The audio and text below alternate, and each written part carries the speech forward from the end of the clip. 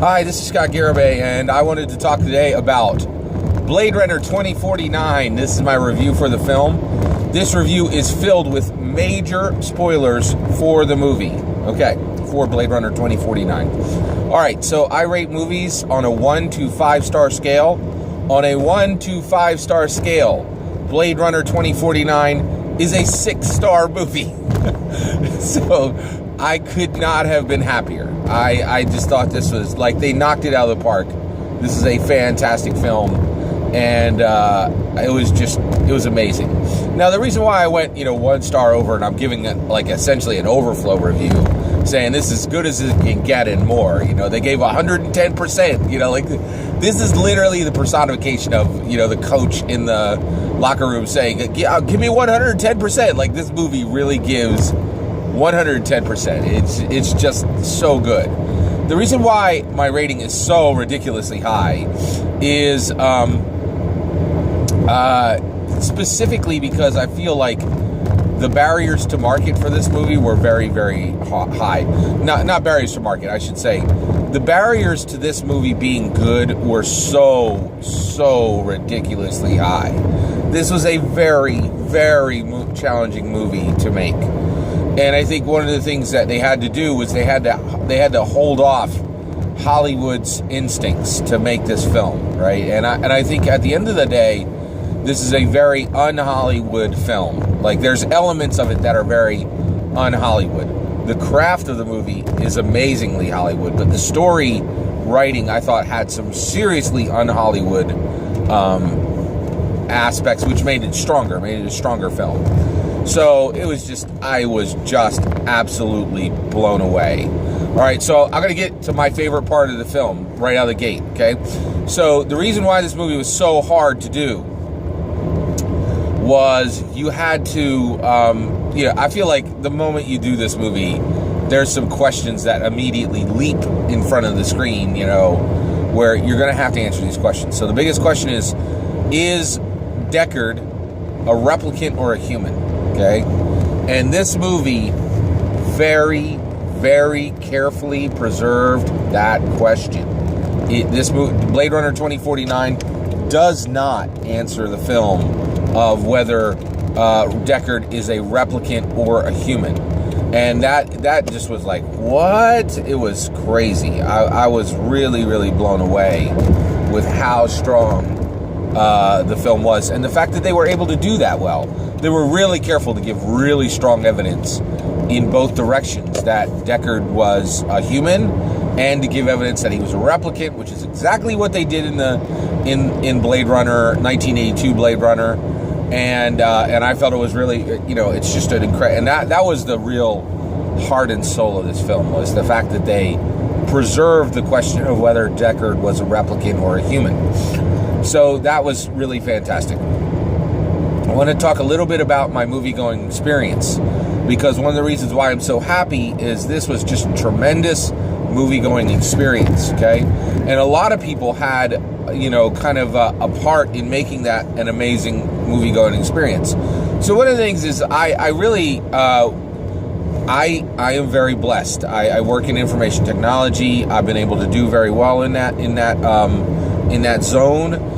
And so our family is really fortunate, and we're really kind of digital nomads. Everybody in the family has their own device. Me and Leanne are very careful to monitor what the kids watch, and no one's allowed to watch anything outside of a public space. So in our living room, you will often see somebody watching our big screen TV using headphones.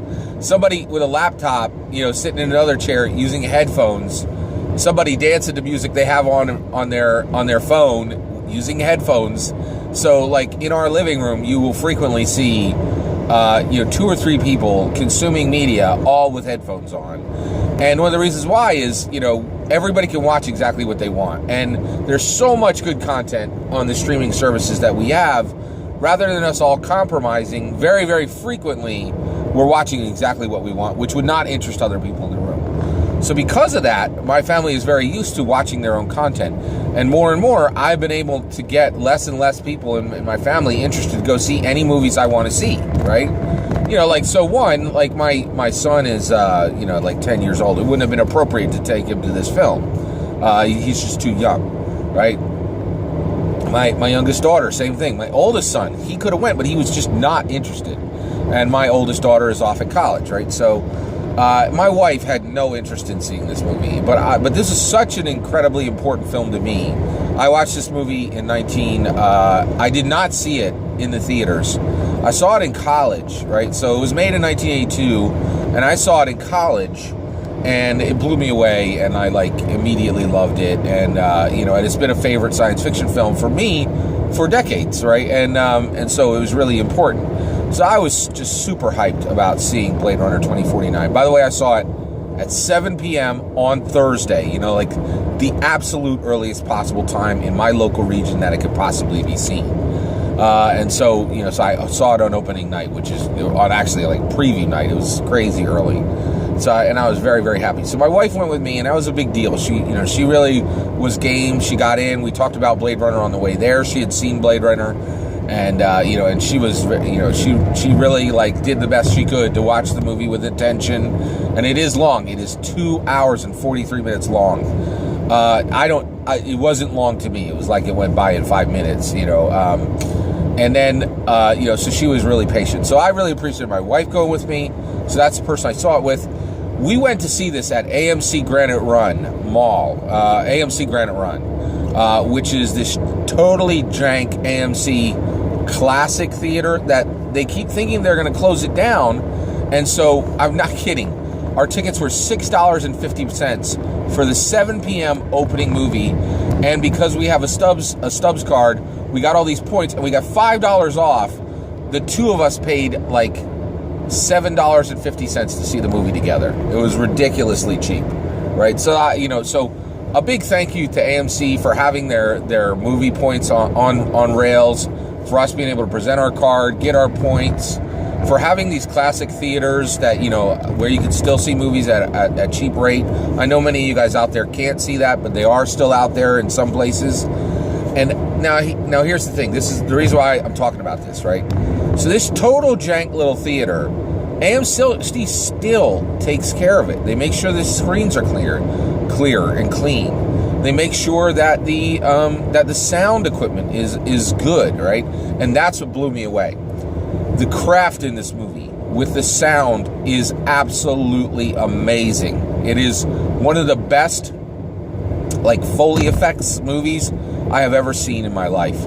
There was a scene late in the movie where actually Kay, the replicant played by Ryan Gosling, hands a toy wooden horse, a rough car toy wooden horse, to Harrison Ford, right? And this was made from the dead tree where essentially a replicant who was important to Deckard died, right? And so this is an incredibly important moment in the movie, right?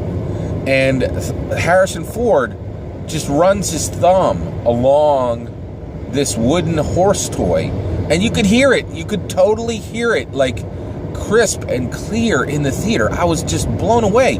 And this isn't even in a theater that's top notch. This isn't even one of their one of their really high end, highly maintained theaters. So AMC is just fantastic.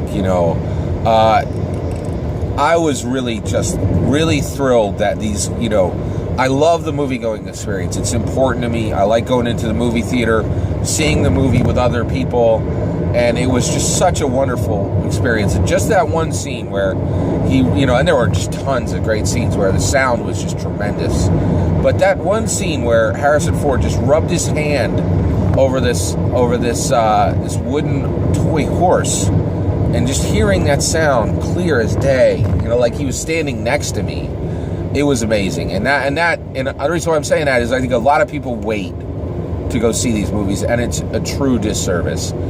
This movie was made to be seen on the big screen, and I really feel like they need to, people need to honor these filmmakers and go see this stuff on the big screen if you can afford it. I know that there's a lot of people out there challenged with, with just money fund things. So, if if you're struggling and you can't, push yourself to go see them in the theater, don't feel bad about that. I get that. I understand. So, but it was really special to me. I also want to talk. I mean, I have so much to say about Blade Runner 2049. It's certainly not all going to fit in this review. I just want to let you know, like, if you are on the fence to go see this movie, go see this movie. It's just absolutely amazing. I also wanted to share another point about the movie-going experience for me. It was incredible. Like, we had such a great time. So me and my wife went, and we're sitting there, and we try to be, so one, I'm blessed, my family really doesn't want for a whole lot, but we also, one of the reasons why we were there is we are fairly frugal. So, like, when we go to the movies, we are still in the zone where, like, we don't order popcorn and sodas. That's $20. That doubles the price of the film. And, we got 4 kids, so we want to, be frugal, right? So we go, and, we're there, and, we haven't bought, soda and popcorn. And this lady behind us, we wait through all the trailers, and this lady behind us, like, went by herself and then just turned to my wife and said, "Oh, you know what? I ate about a third of this bag of popcorn, and I'm just full, and my hands are greasy with butter. Would you like the rest of our popcorn? My popcorn?" And so she gave us the popcorn, so we had popcorn for free. And one of the things the only reason I'm bringing that out is when this movie was done, another thing happened. 2 other things happened. And so one of the things, my point about telling just the movie-going experience is the people who went to this movie were so, so happy to be there. So when we were done, me and my wife, we waited till the very, very end, just watching the trailers. And this 70-year-old dude walks up to us. He's got that old dude style, wearing like 60s clothes. Looked like he was, just walked out of a Florida retirement home. Very old guy, white hair, and like, so he comes up and he's like, "What'd you think?" And I was like, "Dude, I loved it, man. I thought it was really cool that they kept it a question on whether Deckard was a replicant or a human." And the old guy says he was clearly a human, and Rachel was Rachel was the replicant. He was a human, and they had a human replicant baby, right? So, and then he was like, "Oh, this is so good." And then, like, he started talking to me about Ray Bradbury and Philip K. Dick and Isaac Asimov and, like, 60s, science fiction literature, and how Blade Runner 82 was the only movie to get it right, and that this movie was awesome because it honored that first movie. And like, we just talked back and forth, and it was like, we did not know each other's names or anything, and it was like we were brothers, like, it was like, and the movie did that. Like, everybody in that film was just like, "What?" Like, it was so, like, it was electric. Like, it was just electric. Like, everybody was like, "Holy cows." All of us were, I think, frightened. I think a lot of people were very frightened that this movie was going to screw up an awesome, movie. Blade Runner is Americana, man. That thing is, it is an American classic. It's like Coca-Cola, and so you can't mess with it. You can't screw it up, right? And man, did they not screw it up. They have perfectly launched it into a great sequel and positioned it for additional sequels. And I was just blown away. Like, it was so, so good. And then when we were leaving the theater, me and my wife walk out, and right there is, me and my wife are getting ready are going to our car, and there's a whole crew of dudes, young guys, like 4 of them just standing around their car, and they're just talking, and they're like, "Yeah, I love the design of of the flying cars, man. What about when they were in the junkyard and they shot him down with that low-tech harpoon, and like, they were just like completely, just talking, and there was just like a lot of joy, and so there was just so much energy with this movie. Blade Runner 2049, Harrison Ford does an amazing job. Ryan Gosling does an amazing job. Robin Wright does an amazing job. Villeneuve, the director, absolutely nails this film. Jared Leto, fantastic, did a very good job. Really liked his performance. Just like across the board, it is so good. Dr. Badger, one of the best characters in the film. Just like left and right, this thing is just fantastic.